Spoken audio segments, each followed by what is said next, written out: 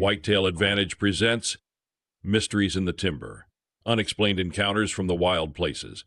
In the deep woods where shadows stretch and silence grows heavy, stories emerge of ghosts, cryptids, alien abductions, and hunters who vanish without a trace. Here the wilderness hides more than just game, it hides secrets. Join us as we step beyond the campfire light and into the unknown. This is Mysteries in the Timber. Welcome, everybody, to tonight's special show, Mysteries in the Timber. Tonight, I am proud to introduce my very first guest, and I wouldn't want anyone else to do it. If you follow us on Whitetail Advantage, you know Squatch is one of the big hosts. He's always on, never lets us down. There he is up there for our viewers. And we are proud to be blessed with Squatch's dad, Papa Squatch. And we have Brett down in the corner, but he's just here for moral support. Everyone gives us all grand opening gesture, and there's your fucking Brett down there. And then there's Brett. It's just Brett. But without further ado, now this story, Brett and I have never heard it, so this is going to be our first time hearing it, and I'm really looking forward to it. So, Papa Squatch, please take it away. Tell us about yourself. And Okay, gentlemen, my name is Alfred Monteleone. Okay, Papa Squatch for tonight. But anyway, I was born back in 1951. Okay, and grew up in College Point, Long Island, 127th Street.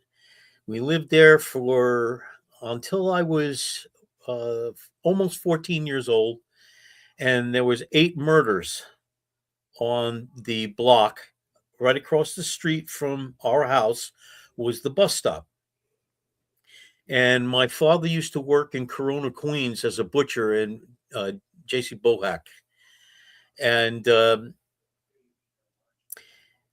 again, like I said, there was 8 murders on the block. And my father came home from work this one evening, and 2 fellas attacked him. One came at him from in front, and another one came at him from behind. So subsequently, they were robbers, and they cut my father's back pocket with a straight razor. They took his wallet. My father was a butcher, and he always carried his meat hook in his jacket. And the guy in front, he hauled up and whacked him, knocked him out, sprawled to the front of the bus. The bus driver opened the door and kicked him out. The second guy, my father, pinned to the floor with his meat hook and got the guy here in the wrist and is holding him down on the floor. So this guy's screaming, "Let me go, let me go." You know, my father says, "Well, give me my wallet and I'll let you go." So the guy reaches and gets his wallet, gives it to my father. My father drags him to the front of the bus. The bus driver was driving the bus, took him all the way to the end of the block, opened the door. My father kicked him out. Then the bus driver drove all the way around the block and brought my father back up to the bus stop, let him out because the house was right across the street. My father comes inside and he says to my mom, "I got to go to the doctor." She says, "Why?" He turned around and he's bleeding from his behind where the guy had cut him with their straight razor. So we all piled in the car. To make a long story short, after my father got all stitched up, we got back to the house. He says, "That's it. We're getting the hell out of here. We are getting the hell out of here." We had bought the country house up here back in 1959. And we used to come up on the weekends, and we would spend a whole weekend and go back on a Sunday night so my father could work. And but that got to the point, like I said, when this happened to him, he said, "That's it. We're getting the hell out of here." So he got a moving truck. We loaded everything up. We moved up here. And we were here for quite a few years, and I hated it at first. I hated being here because I lost all my friends. There was nobody for me to associate with. The only thing that was the deer and the birds and the squirrels, you know, woodchucks and different things around on the farm. Now, my father was fortunate, and everybody would love to have this opportunity. Back in 1959, he bought the 127-acre farm with 3 great big barns and an 8-room farmhouse for $10,000. Man. Yeah. So just think about that. How times have changed. Yeah, how time has changed. So he called me over to him. He was doing this business with my uncle Joe Calabrese, who was the head of Ever Best Bakeries in Valley Stream, Long Island, and he had plenty of money. And my father asked Joe if he would loan him the 10 grand, and Joe said he would. So he brought my father a $10,000 bill in an envelope. And my father called me. He says, "Son, come here." So I crawled up on his lap. And he says, he puts the $10,000 bill in my hand. And he says, "Take a good look at that because you'll never see another one as long as you live." Well, he was right. Anyway, fast forward to 1967. Well, my brother and I were in a band.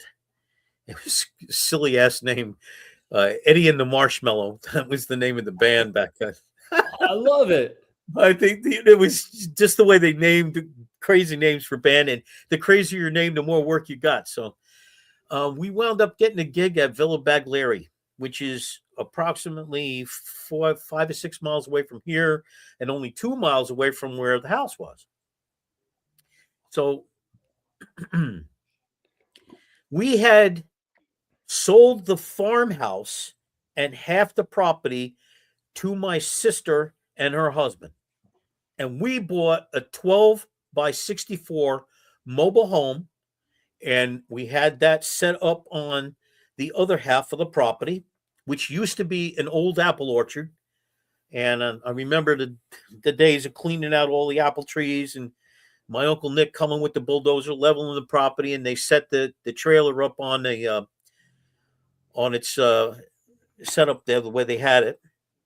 And that's where we were, right there in that trailer for a bunch of years.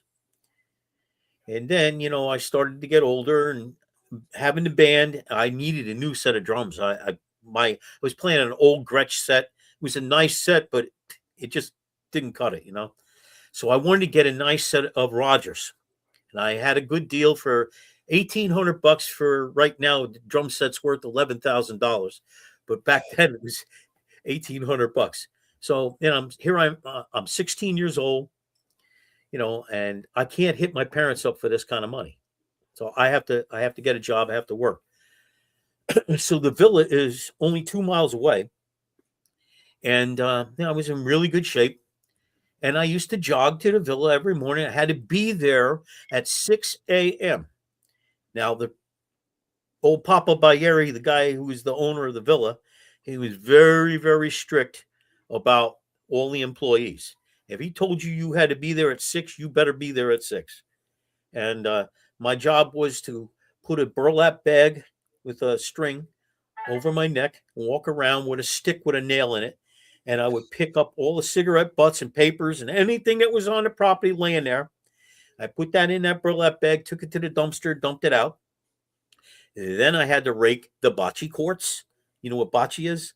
That's Italian bowling, Yep. So it had to be perfect. They had to be perfectly flat. They had to be the way that he told me to prepare the courts. And there was 2 of them. So I had to do that every day. And so my duties were working there, helping. I would do dishes in the kitchen, peel vegetables, do all that kind of stuff. Anything they needed me to do, I was like the handyman in the place. And whenever they needed cots moved from one building to another building to accommodate, so like a family would come like with 4 kids, you'd have to put in, some cots into the room and stuff to accommodate them. But this was like people would come up from the city and from Jersey, from all around, and they would stay there the whole weekend, and they would be entertained and fed, and then at the weekends they would go home. So this night in particular, I had been running for like 2 months straight, and I was, a little tired. I didn't feel like running that day. So I brought my bike, and here's how the things started to happen. I left the house that morning at a little bit after 5, and I'm making my way down the road, just tooling along on my bike, nice and easy. And I get to the corner of Rabbit Run and Camp Sunset. Now, the villa is at the east side of Camp Sunset Road.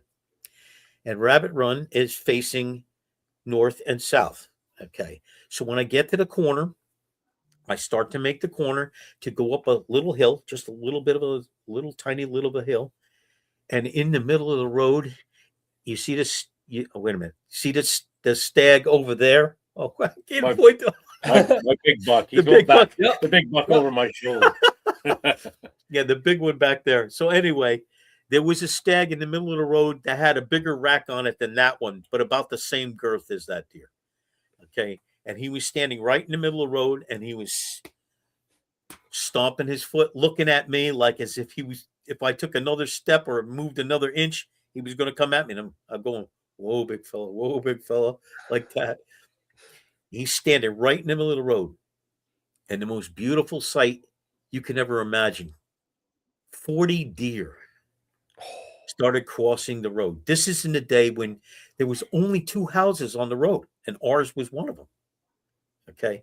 So I'm standing there and I'm just watching this beautiful sight. I'm counting these deer, and all the does went first. There was doe after doe after doe.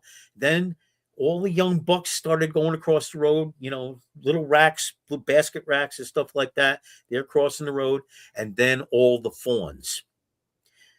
There had to be 20 fawns. There was so many of them. It was unbelievable.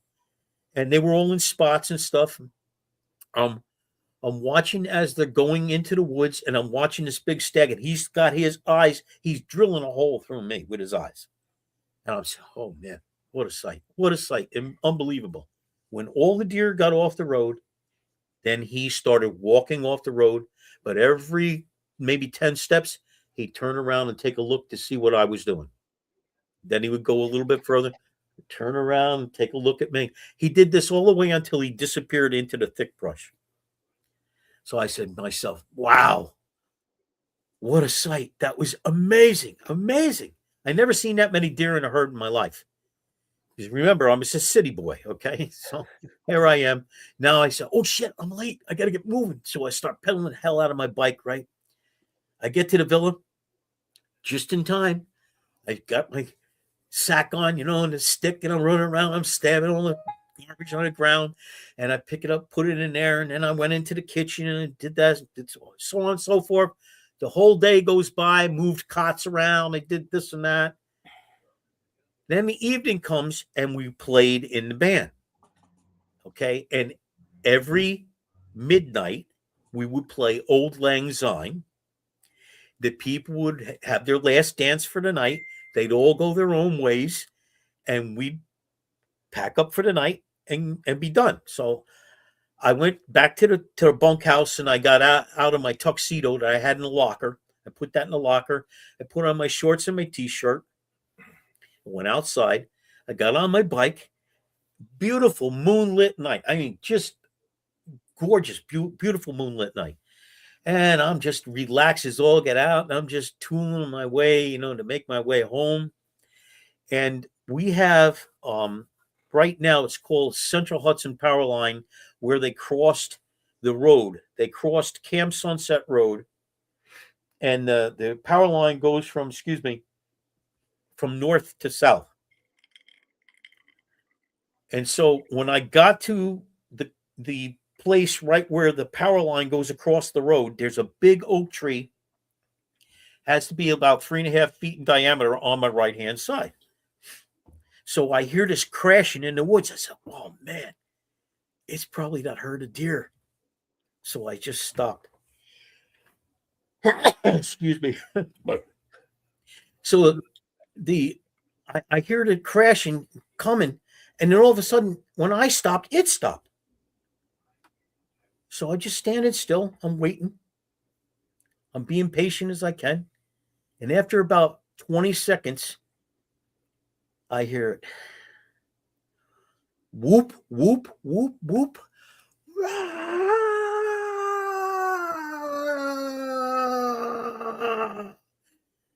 The most terrifying sound I have ever heard in my entire life. Never heard anything like this. The roar was so loud, it shook my chest.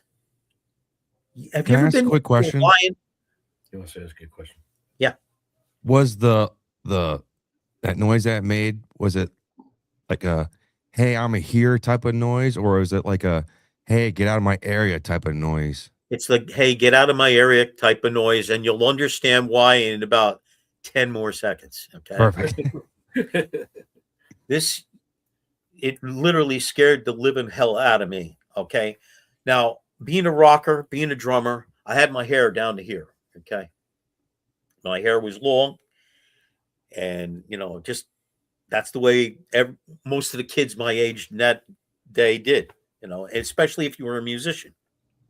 So I got up on that bike I said to the Lord, what the hell is this?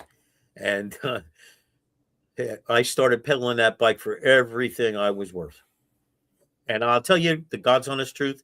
If it happened today, I'd be dead on the spot. I'd be dead right on the spot. But in that day, I was at the peak of my health. I got up on that bike and I started pedaling as hard as I could. Now, this thing is crashing through the woods on my side where it made the noise. And it seemed like the noise was getting closer and closer and closer to me. It was like a convergence. So I'm pedaling the bike for everything I'm worth. And I have to make a choice. There's 2 houses. Only 2 places I could possibly go to. One is my mom and dad's house, and the other is my neighbor, Tommy Dawes. Now, my neighbor, Tommy Dawes, lives all the way down the hill from Camp Sunset. He lives right in front of the big lake, and he has a huge house, okay? And he's the caretaker of the property. But he told me many times he sleeps with a 45 caliber pistol underneath his pillow. Now, if I go crashing through his house and try to come into his house in the middle of the night, remember, this is after midnight, it's not going to go well for me, right? So I opted to go up the little slight hill that's on Rabbit Run and try to make it to my mom and dad's mobile home. So I'm pedaling for everything I'm worth, and the tires are almost skidding out from underneath me. I make it to the top of the knoll, and there's a straightaway with a slight downgrade, and I'm heading that way as fast as I can. I'm building up speed, and all of a sudden it comes crashing across the rock wall on my side and swings. There was a big, giant hand about this big, and it's coming right at my face. And I move my head like this, and it grabbed the hair here on the side of my temple and ripped it out. And then it fell in the middle of the road and let out a roar. Talk about inspiration. I got up on that thing and I was pedaling that bike as hard as I possibly could. I thought my heart was going to come out my throat. I could hear it running behind me, its feet hitting the pavement. I could hear it running right behind me, and I'm not stopping. Now I had to make a choice. I had to have a plan. What am I going to do when I get to the door? Am I going to get off the bike and walk to the door and try to open it? No, I'm jumping over the handlebars. I'll put my 2 feet between the handlebars, and I use my hands as a launch for my body to go up in the air and make it to the front steps. And that's exactly what I did. My bike slammed into the fence around the porch. I jumped over the handlebars, and I'm saying, God, I hope my father did not lock the door, because sometimes he did, and he would leave the key underneath the carpet. But this night, thank God, he did not. I grabbed the doorknob with both hands. I wrench it open. I throw myself inside, and I slam the door behind me, and I lock it. And I'm laying there on the floor in a heap, completely out of breath, completely exhausted, and my father gets up out of bed. What the hell's the matter with you coming in this house at this time in the morning, making this kind of noise? You know I got to work all day tomorrow. I can't get back to sleep. And he's saying, what? And I'm pointing to the door. I couldn't talk. No sound was coming out of my mouth.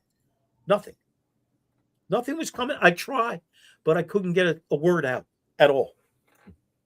And he's standing there and he's saying, what? And it roared. right outside the front porch. This thing roars. Okay, it's hard for me to describe. The sound is so loud, it shakes you. It literally shakes you. And he says, "What the hell was that?" And I managed to get out. That's what chased me home. My father is ex-military. So am I. But he told me never, ever have a loaded gun in the house. Never. Never have a loaded gun in the house. And he was very strict about that. We had a gun closet and he had all his hunting rifles in there and everything in there, but nothing would ever be loaded. And it was always kept locked. Well, he ran to the gun closet. He had the key, opened it up real quick. He threw a 12 gauge shotgun at me and he threw a whole box of shells at me. And he says, "Fill it up." And I'm putting the shells in as he's loading his 35 deer rifle. Okay. I think you got that, right? I don't have his. No, You don't have. I got Grandpa's 30-06. Okay. Who got the 35? Brian? Cousin Brian. Yeah, cousin Brian. No, Andrew. Oh, Andrew got. Okay. Sorry, guys. No. Trying to replace. We're trying to figure out who's got whose gun. Who got That's what? important. So anyway, we're loaded. We got loaded guns, and he's standing there with the 35 loaded right at the front door of the mobile home, right? And I got the 12 gauge shotgun, and I got a loaded shell in there. I'm ready to go too. He says to me, "Take the barrel and turn on the light switch." So I take the barrel and I flick the light switch, and it was right there, and it roared and it smashed the light right off the trailer, right, ripped it right clean off the wall. And there was a shower of sparks and a bright flash, and now we couldn't see nothing. All right. So it's going around the trailer, and every couple of steps it would take its shoulder and slam into the side of the trailer, and you'd feel the whole trailer go like this. This is a 12 by 64 trailer. It kept on doing this all the way around the trailer. Now it's screaming, making that roaring noise and whooping noise going around the trailer. And it did it like 4 or 5 times around the trailer. My mom is trying to call the town police. And my little sister was 8 or 9 years old back then. She's screaming her ass off because this thing is scaring the hell out of her, right? It's scaring the hell out of everybody. But especially she was screaming this high-pitched scream. And when she'd scream, it would scream. Back and forth. It was just like a horror show.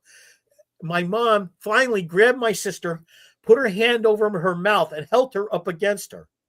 And she managed to get through to the town of Plattekill Police.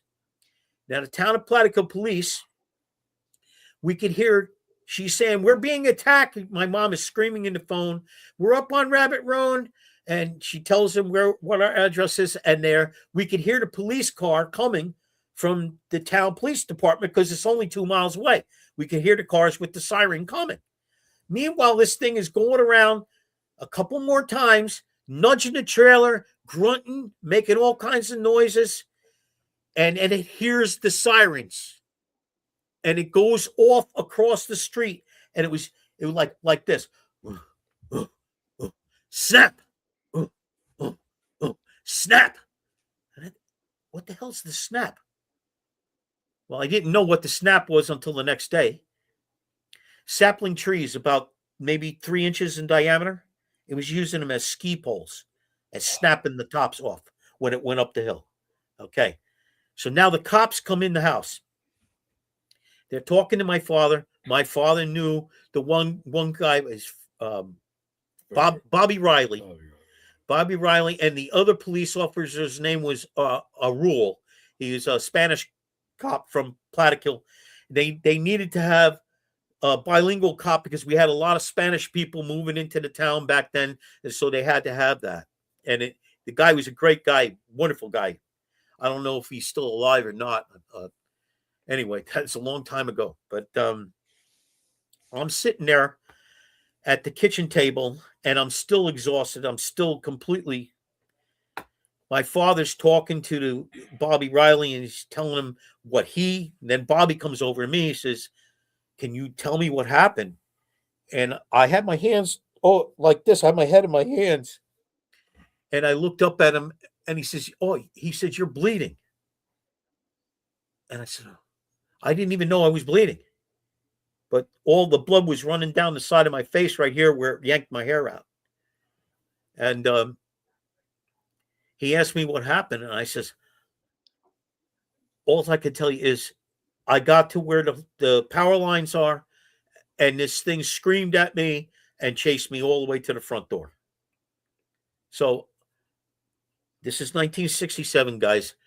I never heard of no Sasquatch. I never heard of no Boggy Creek or nothing like that until a couple of years later. And to make this whole thing come together, years later, I met two more guys from the same town that had similar experiences. One guy, his name is Don Lair. I hope he's still alive. And I hope maybe he's seeing this. But anyway, he was hunting with his dogs down in Medina. There used to be a gun club in Medina. And they had these cornfields where they would have pheasants. And he was hunting pheasants. And he shot a cockbird. It went down into thick brush. And he sent his two Brittany Spaniels in to go get the bird and bring it back. And the two dogs went in and they came right back out yelping and they ran all the way to the car. And so he turns around, he's looking, what are you doing? Why come back here? Come back here. And then he hears, ugh, like that. And he turns around and there's this thing standing right in front of him. He threw his shotgun down and took off running back to the car. So back to me, and the night after the cops asked me what happened, he says to me, you really stink bad. He says, what is that smell? And what it was from this thing, whatever it had on its hand when it ripped my hair out, it splattered me all across my forehead.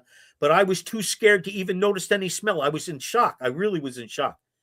So I went in, I got a shower. By that time, the police had talked to my father and mother, and they said they were going to make patrol all night long. Every 20 minutes, they would be going down our road to check and see everything's okay. So I got my shower. I went and I got into bed. And, my father taught me how to pray when I was a little kid, okay? And I was really praying thanks that night. So I'm laying there in my bed on my back, and I'm saying my prayers, and I'm saying thank you to God. Thank you for letting me get away from whatever this thing was. And then I'll tell you what happened. Just bear with me a second. He's getting a drawing of what he saw. He's an artist, so he can do all kinds of neat stuff. So anyway, it was a moonlit night, like I told you guys.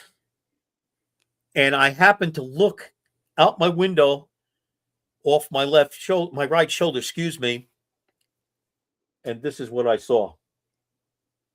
Man. Wow.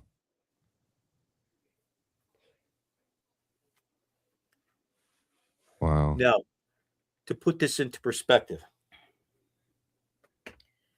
when we put the mobile home and set it up on a foundation, the foundation was 4 foot high. From the floor of the trailer to the bottom of that windowsill is almost 5 feet. And he's a good 6 feet over that. How big is that damn thing? Huge. That's gotta be a 10-foot. At least 8 or 9, I would say 8 or 9 feet. I would think it was about 8 or 9 feet. Thinking about it, many times I went over this in my mind, many times. And when I was old enough to buy a rifle on my own, I went and I got myself a 45-70. 11 tons of impact, 405 grain bullet. That ought to take down an elephant. He don't weigh as much as an elephant, but I wanted something that had some wallop behind it. And I never went in the woods again without that rifle. Never. So basically, like I told you, one of the guy, Don Lair, he's the one that had the incident with the dog, and another friend of mine who has passed away a couple of years ago now. His name was Frank Rumsey. He told me he was playing with his cousins as a wintertime. And what is the name of that road? Do you know? Yeah, that's Plains Road. Plains Road. Plains Road. So their house is on Plains Road. And they had a railroad track at one time that used to go through Plains Road. And the kids during the winter, they used to set up like snow forts. The cousins, there was 2 houses right there on that piece of property. And Frank Rumsey and his brother lived in the one house, and his cousins, his brother's sons, lived in the other house. So they used to set up snow forts on the railroad track because the railroad track wasn't being used. All right. So they're there playing, and it's just about dusk. And they're throwing snow back and forth at each other. And then they see this dark figure walking at a distance down the railroad track coming towards them. So they figure it's a bum, a guy, a transient walking down the railroad track, because that happened a lot back then. And so they all had a plan. They were going to stay in their snow fort and make a bunch of snowballs. And when it got close, they were going to pound it with snowballs, all 4 kids, right? They started throwing snowballs at this thing. And it roared, the same roar that I told you guys that it roared at me. And it picked their whole snow fort up and threw it at them, at the other snow, because there was 2 snow forts, right? One with the one set of kids and the other one with the other set of kids. Well, this thing picked up that whole snow fort and threw it at them at the other one.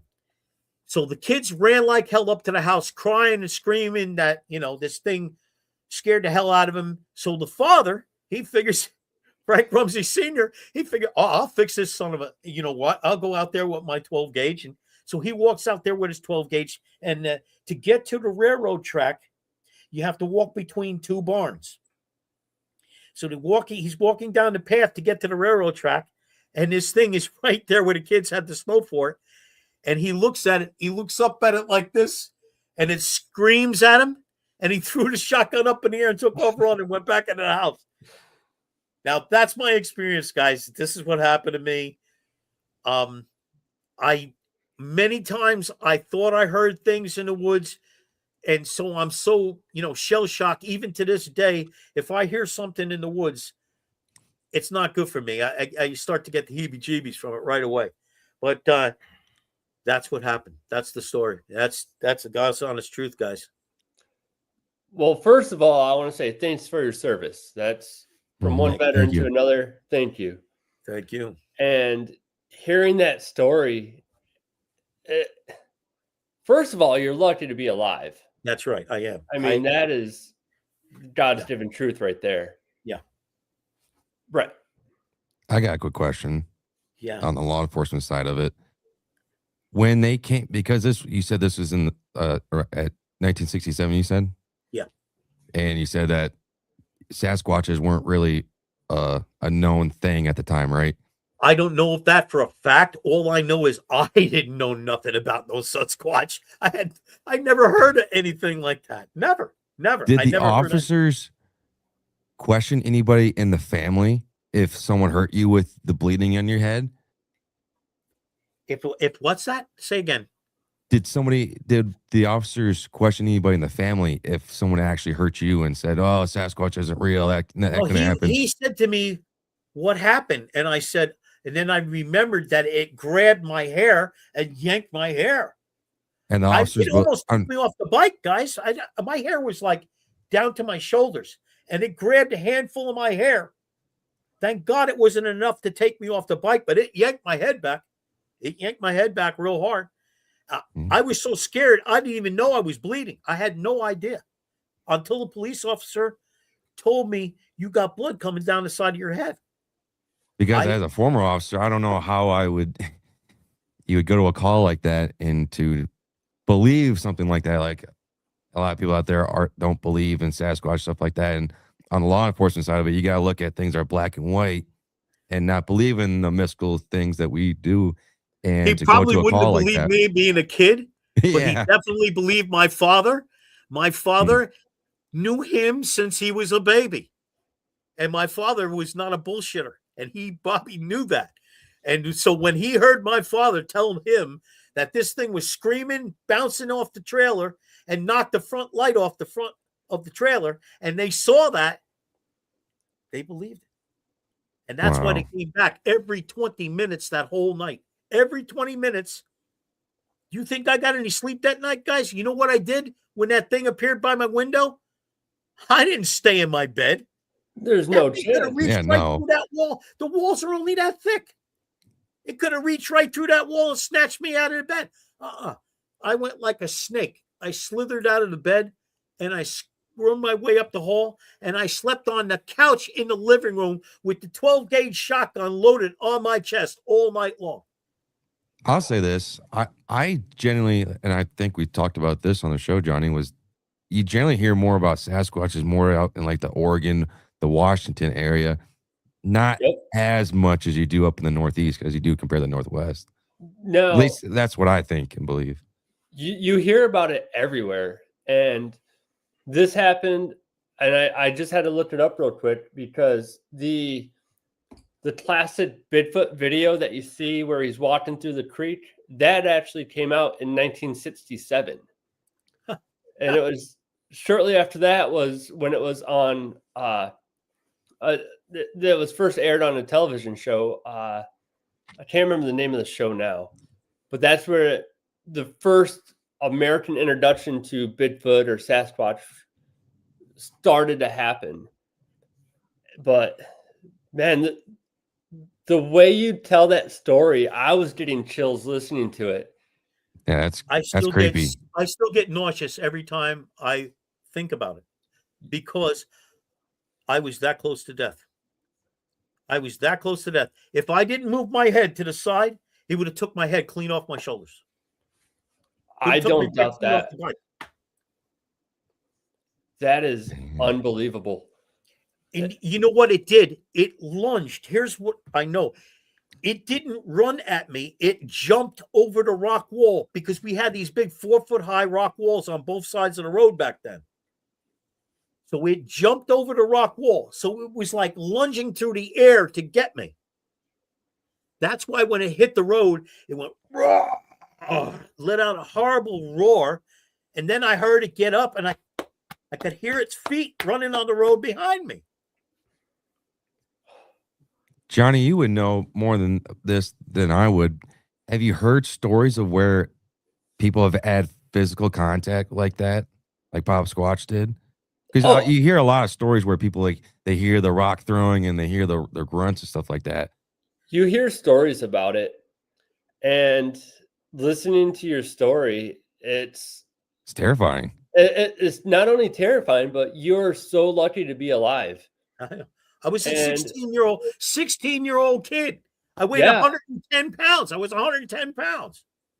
It was nothing to me. I think we would hear more stories like this if we had more survivors. I mean, I think that you would have just been another statistic of a missing kid. That would have been it. Yeah. It would have grabbed you and no one would have ever seen you again or heard anything. Or I know. I think about that often, but I like I told you guys, I'm a devout Christian. I believe in God and I pray all the time. And I prayed since I was a little kid. And I really believe that God has a higher purpose, a higher thing for me to do.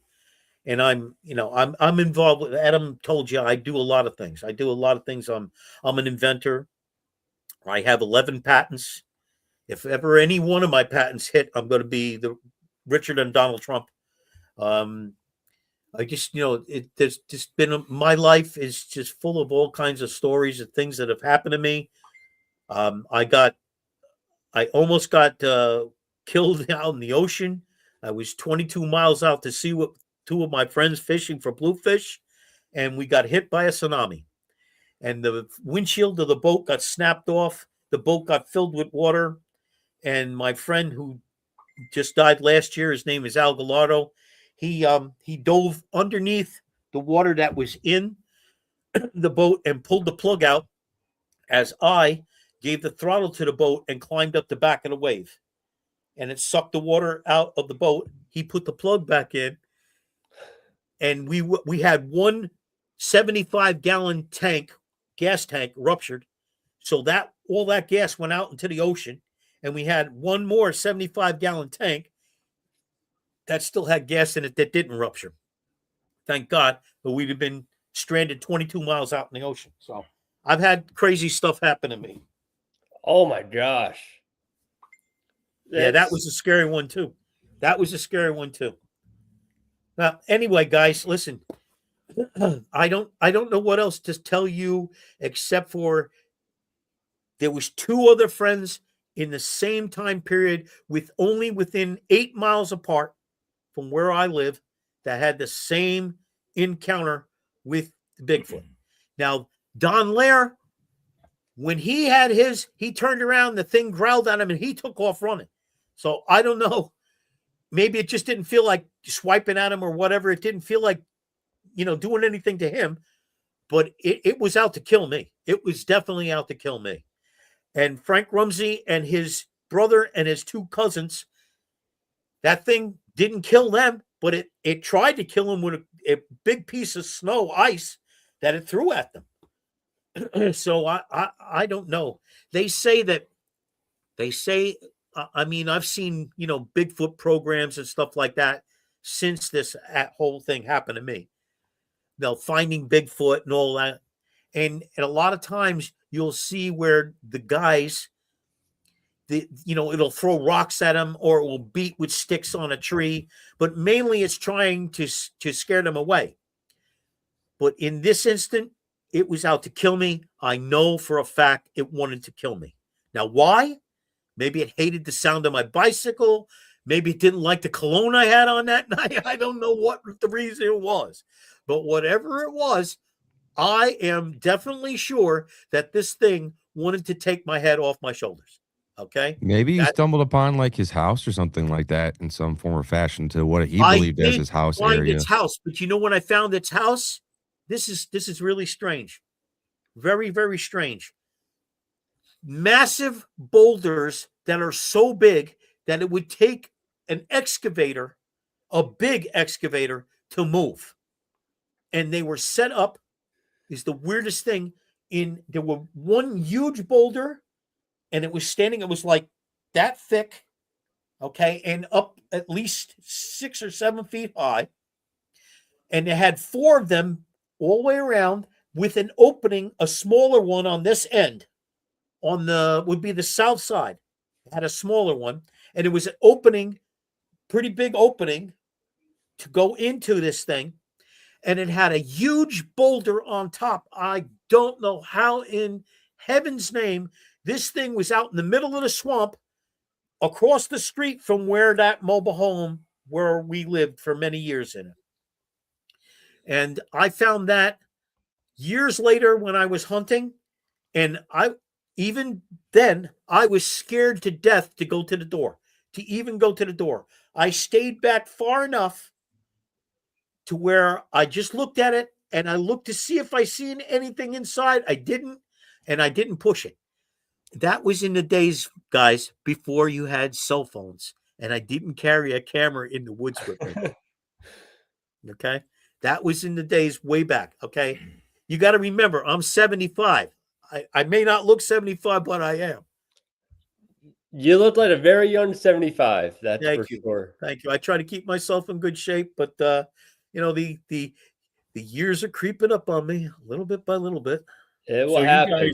you guys know that right in the town of Plattekill, which is the next town over from where this happened, the documentation of the baby Bigfoot in New York, New York babies happened at Limbo Lake, which isn't far from there. But this was in the late 80s, early 90s at the Limbo Lake concert they had going on there.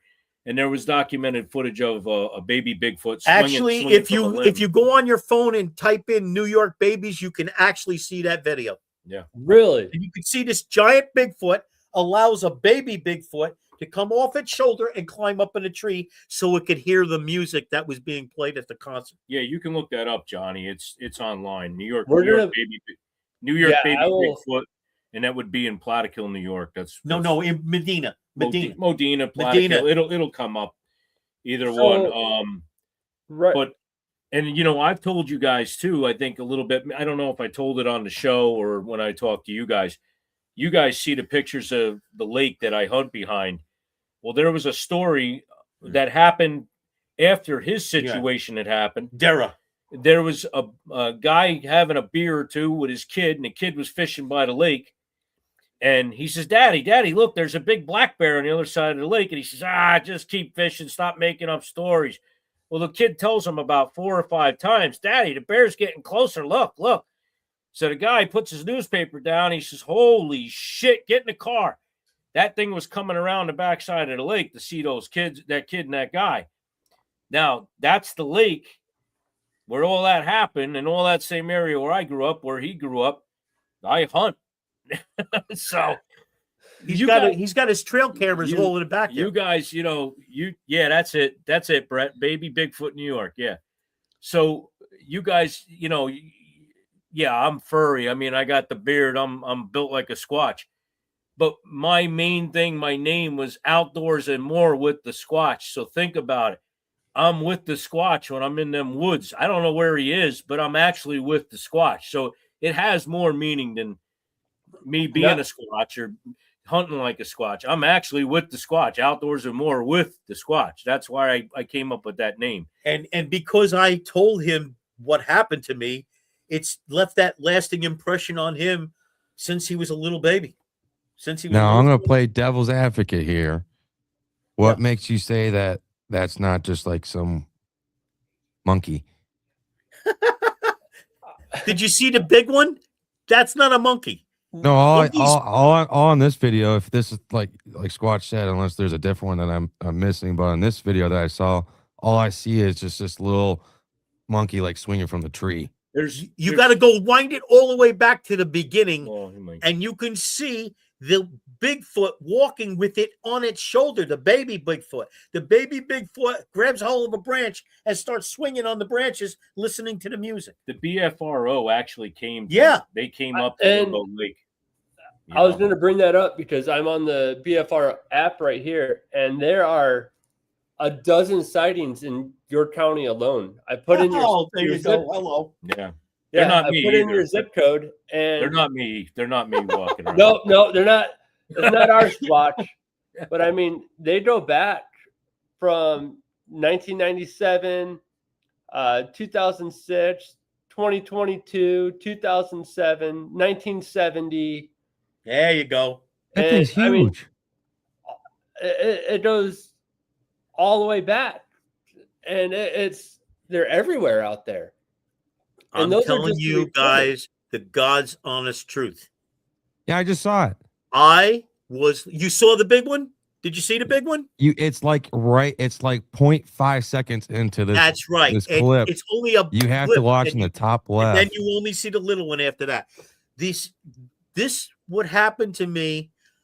I was absolutely not thinking of anything like this at all. I thought I was going to see that huge herd of deer again.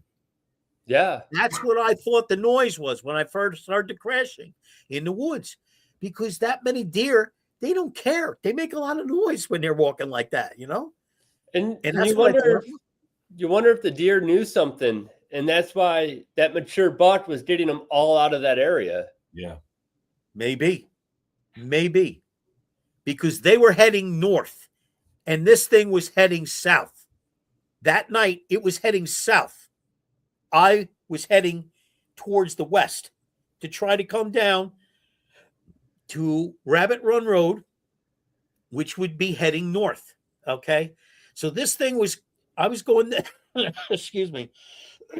I was going towards the west on Camp Sunset Road, This thing come out of the woods on my right-hand side, which would be from the north, and then it tried to cut me off on a diagonal as I was riding my bike. I could hear it knocking stuff down, and this wasn't knocking little stuff down. This is knocking big stuff down. You hear it crack like a tree that's a good size getting knocked over. It was knocking stuff down to try to get to me. But I was fast enough to where it had to keep on adjusting. It had to keep on adjusting its angle to even get the chance where it could lunge across the rock wall at me. When I got that, slowed me down when I had to go up that little hill. That slowed me down a little bit. But when I got up to the top of that hill, I knew I still was in trouble. So I started pedaling as fast as I could. And that's when it lunged at me. And when the hand came like that at my head, remember, that hand was that big. There was a huge hand like that coming right at my face.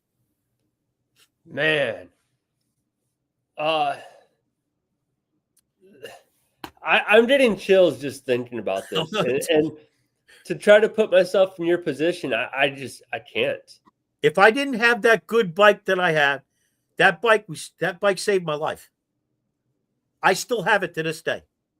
I never got rid of it. I can't ride it anymore, but that's a, excuse me. Sorry. That is a piece of my history. I don't care if it's nothing but a pile of rust. I'm going to keep it until it ain't there no more.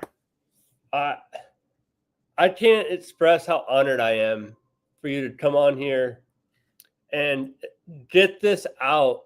So this is a living history of it. So generations from now, someone can listen to your story and to listen to the passion that you use or that you have when you tell the story. Not only the passion, but the fear. When you're telling your story, you can tell that this isn't like, this is God's honest truth, the true story, the fear in your voice. I want to ask you a question. In your life, think back as far as you can. How scared have you ever been to where you feel your heart is going to come right out through your breastbone? It's like that. The only times I can think, and I was thinking about this as you were telling the story, the only things I can relate to is on my deployments being in a gunfight. And still at that point, it was afterwards. You think about it. In the moment, you have training that you can rely back on and you fall back into that. But with what you went through, especially being back then, you have no idea what the hell this thing is. There's no Finding Bigfoot. There's no podcast like this. There's nothing to relate it to. I never saw, honest to God, I swear, I never saw anything about any Bigfoot or anything like it back then. First off, my parents, they didn't watch TV or anything like that. They didn't go to movies. My father worked. He came home. He ate his supper. He went to bed. That's what he did. Okay. And there was no exaggeration of any kind of thing like this. Never. You would never. You never heard of anything like this. And then it wasn't until maybe 4 or 5 years after this happened to me that I ever heard anything about the Boggy Creek monster. That's when I heard about that. Okay. But it was after the fact, way after. I still didn't know what this was until I heard the screams of the Boggy Creek monster on the video. Then I realized, holy shit, I was chased by a Bigfoot. Then I realized it. But I didn't know for years what the hell it was. So, Dad, let me just take a second, guys. Yeah. So, our people that are watching or tuning in, one of our reliable old viewers that follow us here on the Whitetail Advantage and everything is Nelson from Flavors of the Forest. I've given you the garlic powder. You very good, Nelson. You love it. Nelson, he loves it. And Nelson said you got your first sponsor. And he's sending us a whole new batch of garlic up here. So thank you. Thank you, Nelson. Thank you. And everybody else that's tuned in tonight. You know, we had Shane. Shane always follows us. And Frankie stopped in, and you guys all know Frank. He's my co-partner on the Frank and Squat show. We had Gerard stop in. Thanks so much, Gerard, and everybody else who tuned in. If I miss you, just nothing personal, but thanks for tuning in. This is really means a lot to him. He never really got to tell it to anybody out on the TV or anything like that. No, he always wanted to. Thank you for the opportunity, fellas. I really, really appreciate it from the bottom of my heart. Oh, thank you. And before we wrap things up, I just want to ask you a question. Sure. And that is, what do you think Bigfoot is? Well, I've got my feelings. I don't know if I'm 100% correct. There's all kinds of stories with this shapeshifter ranch that you hear about, animals that can change their shape. I've seen some crazy video also just recently to where this guy was saying that he saw this dark shape, but you could see through it. And then all of a sudden, it became a solid body that you couldn't see through. So these things, I believe, are prehistoric, number one. Number two, the Indians, if you investigate, the Indians knew them as protectors. They weren't afraid of the Indians. They did, I guess, Indians interacted with them. Okay, but I don't know enough about it. All I know is it wasn't human. It definitely wasn't human. This thing stunk like a mildew carpet, like 100 times worse than a mildew carpet, and it smelled like urine and crap along with it. Okay, so imagine those three smells together. That's what this thing, and that's probably why they call it a skunk ape, too. Another name for it, skunk ape, because it stinks. And once you get that smell on you, it took me like 30 minutes to take a shower to get the smell off just the side of my head. So whatever it is, it is. Do I believe they're still around? Yes, I do. Do I think that there's still any by me? Not really. And here's the reason why. When this happened to me, there was 2 houses on Camp Sunset Road and 2 houses on Rabbit Run Road. And our house was one of them. The other house was on the far north end of Rabbit Run Road, going down the hill, almost out to Milton Turnpike. Mm-hmm.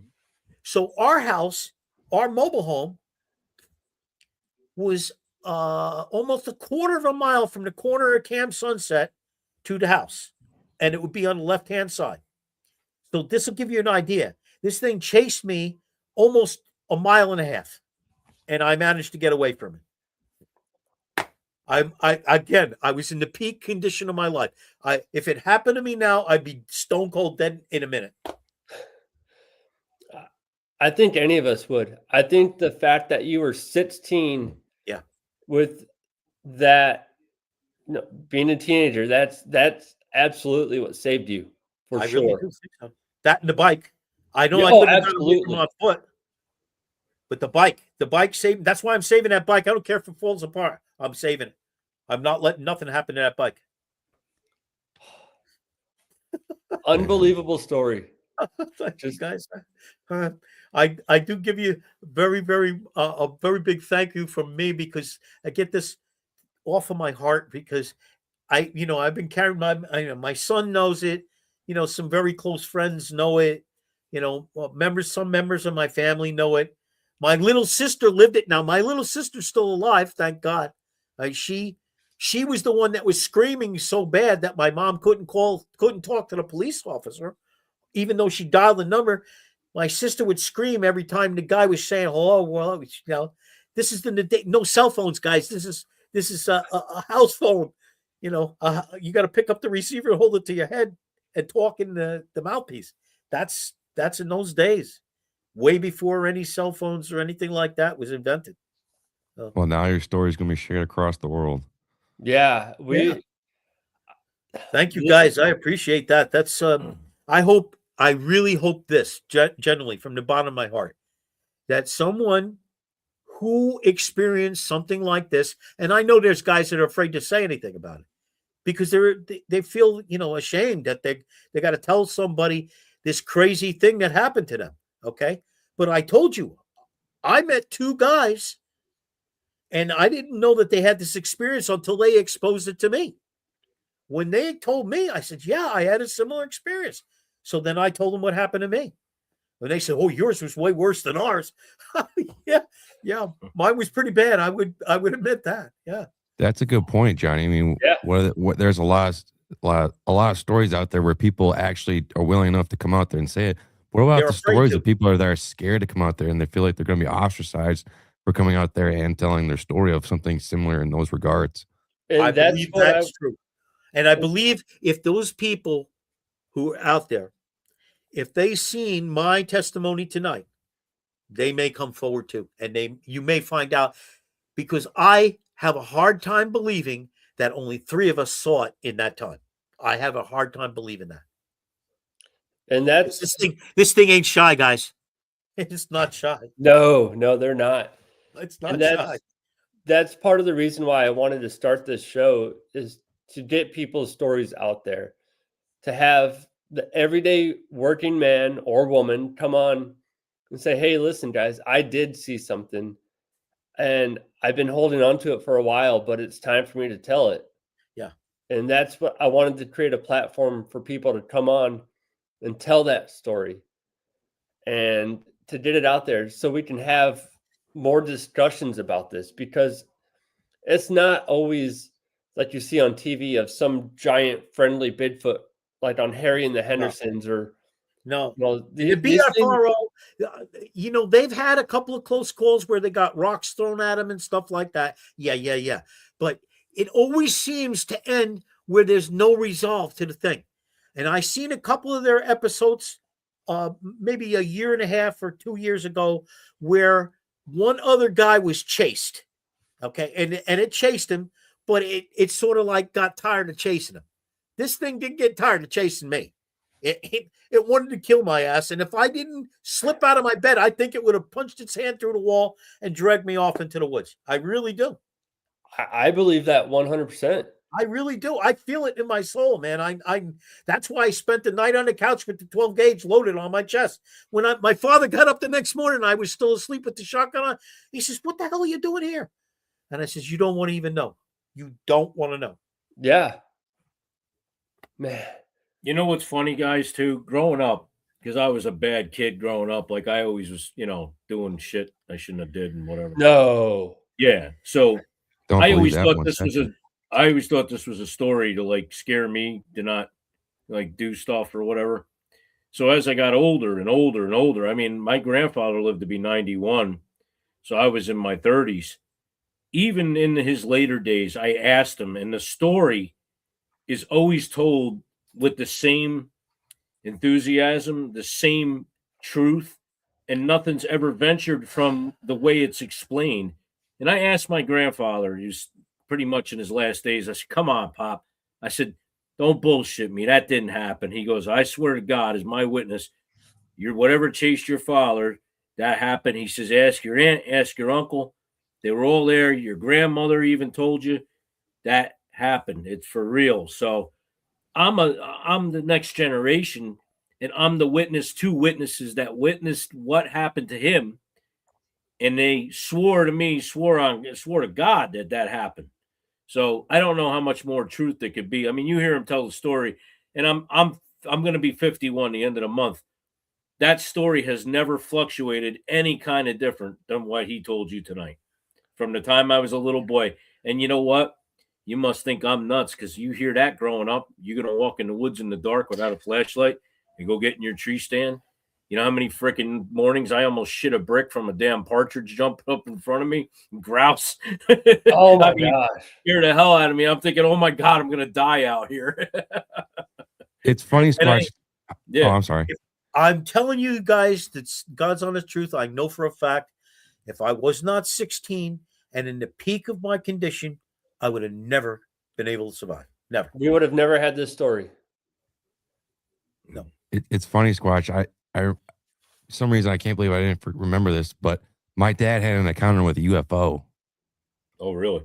Yeah, and he swears to this day like he remembers it to the T. I do too. You know why? Because a lot of strange things happened on that property there where we were. Him and I saw a UFO when I was a little kid. We chased it. Well, I didn't chase it. I was along for the effing ride, and I didn't want to go. And he's like, "Oh, we got to get pictures of it." And he pulls up underneath this damn thing, and it's freaking lights are flinging around. It's a big triangle. Yeah. I'm like, let's get the hell out of here. He's like, no, I got to get pictures.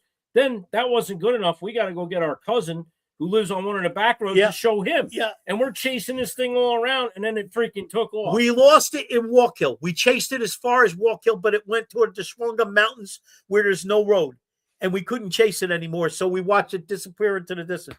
But my cousin Vince says to me, Alfred, if you ever see anything, let me know because I want to see it too. I said, okay, if I ever do, I'll come and get you.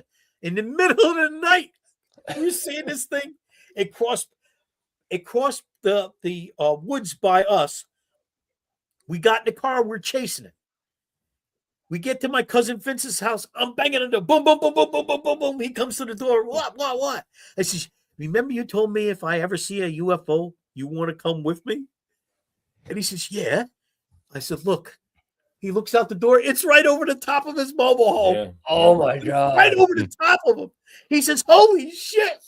So we get in the car. All of us get in the car. We're chasing it down the road. But that was, there was no noise. No noise. What the hell was that? About 1986, 85? Yeah, it had to be in the 80s. Yeah. Yeah, I was a little kid. Yep. I'll tell you guys, that was strange too. That was very strange. One time, another time with seeing things in the air. I told you it was 127 acres of land. Okay.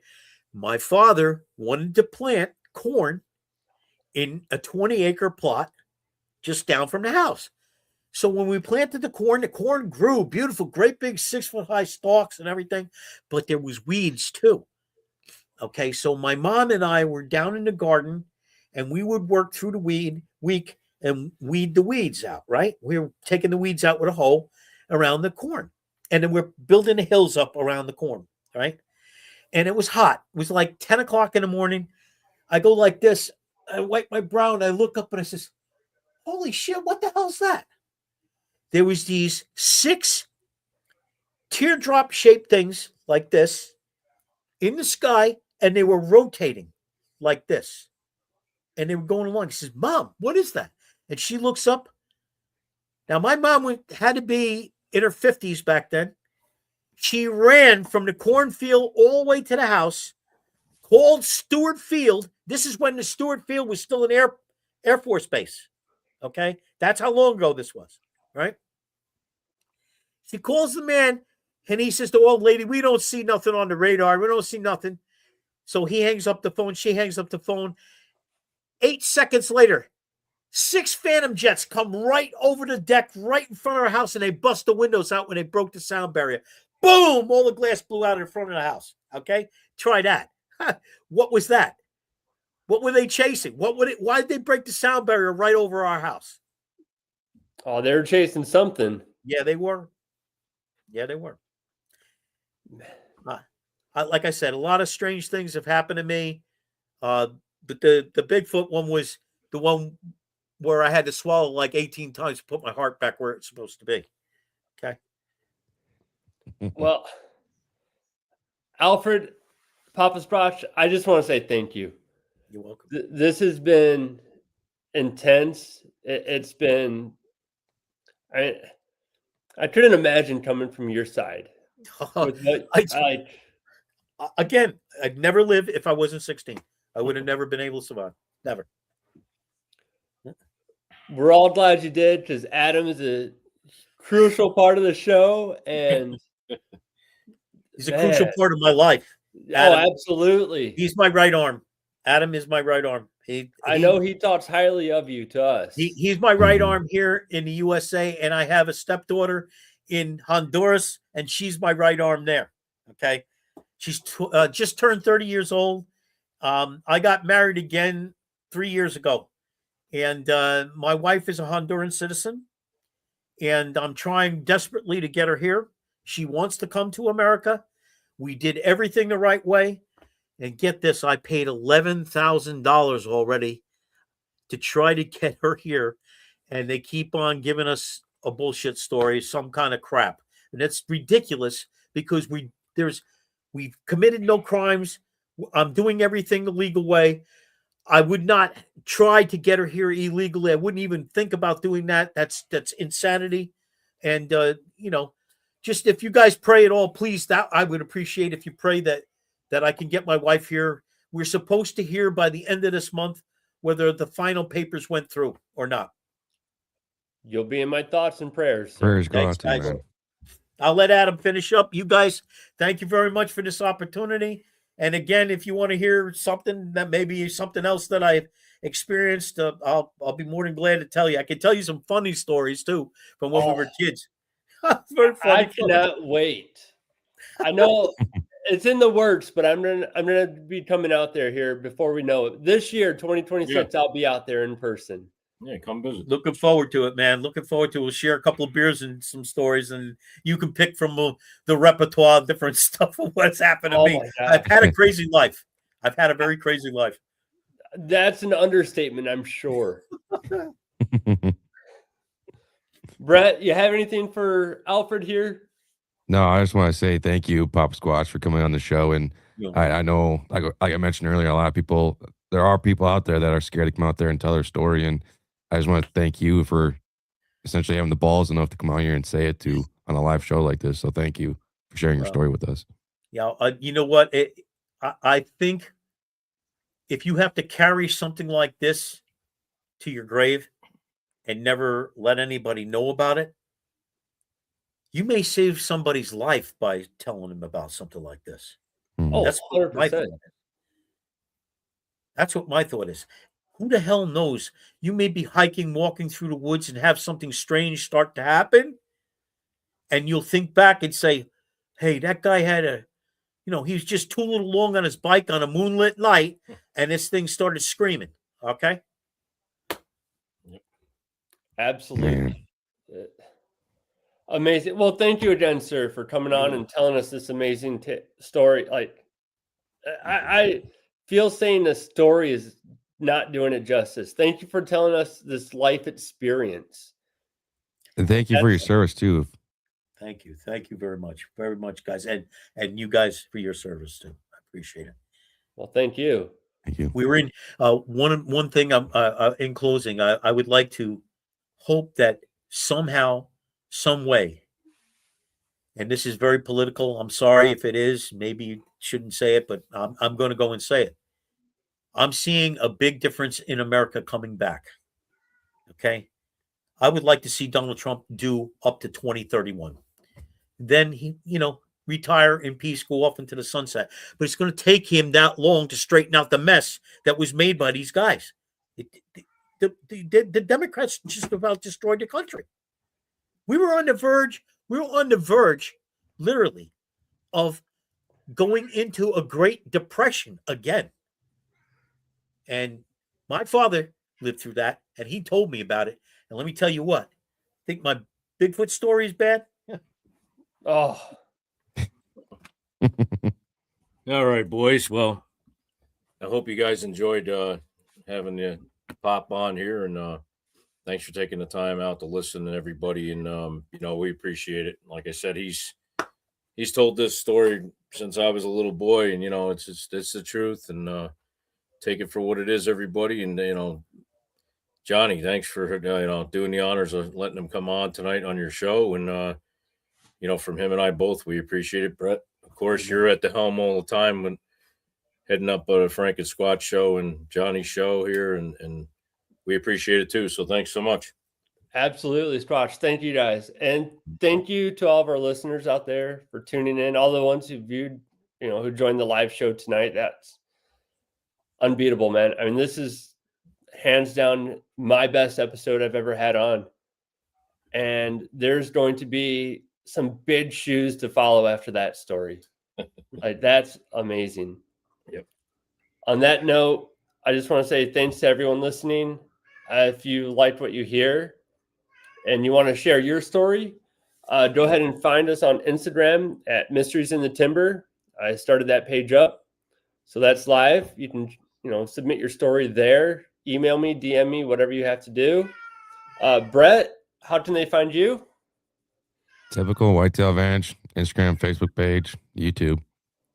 And Squatch, my brother, how can You know- people find you? You guys can always find me on Whitetail Advantage podcast. You can find me on the Boondocks Outdoors podcast. And you can also tune into the Frank and Squat Show with my good buddy Frank. And tune in, and we got all kinds of stuff lined up for 2026 for you all. And Stephanie said hello, Dad. She's actually on there. Hi, Steph. Dad says hello over here too. Where is she? He's over. Hi, honey. He says hello. But yeah, thanks, guys. Outdoors and more with the Squatch on YouTube, also as usual, guys. You if you don't know by now, you should know. But you guys can. That's right. Yeah.